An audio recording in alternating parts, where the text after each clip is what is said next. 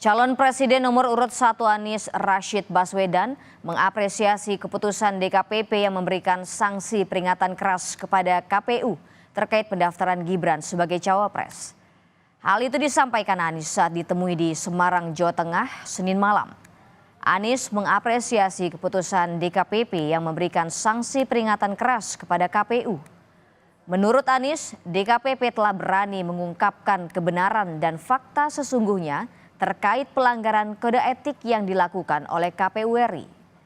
Pengungkapan ini merupakan alarm bagi semua pihak untuk mewaspadai potensi pelanggaran dan kecurangan di pemilu. Sebagai pengingat, ini adalah alarm. 9 hari lagi pemilu. Jangan sampai nanti di hari pemilu dan sesudah hari pemilu muncul masalah-masalah seperti ini lagi. Karena tidak ada yang bisa disembunyikan lagi. Yang tadi saya sampaikan, becik ke titik, olo ke toro. Jadi ini peringatan bagi semua, jangan sampai ada pelanggaran. Cawapres nomor urut 1 Muhaimin Iskandar juga angkat bicara soal putusan DKPP terkait pendaftaran Gibran Rakabuming Raka sebagai cawapres. Ia mengatakan putusan DKPP ini ada catatan hitam politik nasional setelah putusan Majelis Kehormatan MK. Nah, itulah sekali lagi kan menunjukkan bahwa etika itu harus dijunjung tinggi dan karena itu menjadi cacat kalau tidak berdasarkan etika. Nah, keputusan DKPP ini harus ditindaklanjuti, apakah kemudian pemilu ini bisa diteruskan atau tidak. Ya tentu ini mengkhawatirkan karena terbukti kan. Jadi kita tunggu saja reaksi Bawaslu KPU. Sementara itu Cawapres nomor urut 2 Gibran Rakabuming Raka menanggapi santai putusan DKPP.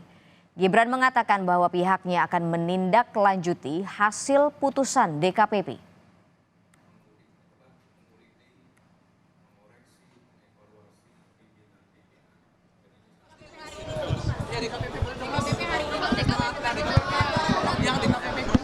Ya, nanti kami tindak lanjuti.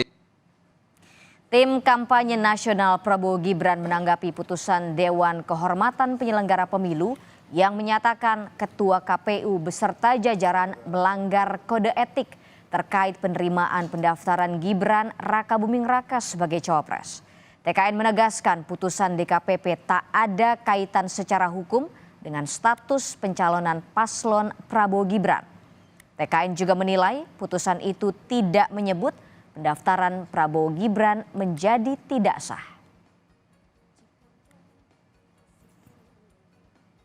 Bahwa putusan DKPP ini tidak ada kaitannya secara hukum dengan legal standing paslon Prabowo Gibran. Karena paslon Prabowo Gibran bukanlah terlapor, bukan juga turut terlapor dalam perkara ini. Dan putusan DKPP ini ya tidak menyebut pendaftaran Prabowo Gibran menjadi tidak sah. Bahkan ini saya bacakan ya secara khusus. Di halaman 188 ya, putusan tersebut DKPP menilai KPU sudah menjalankan tugas konstitusional.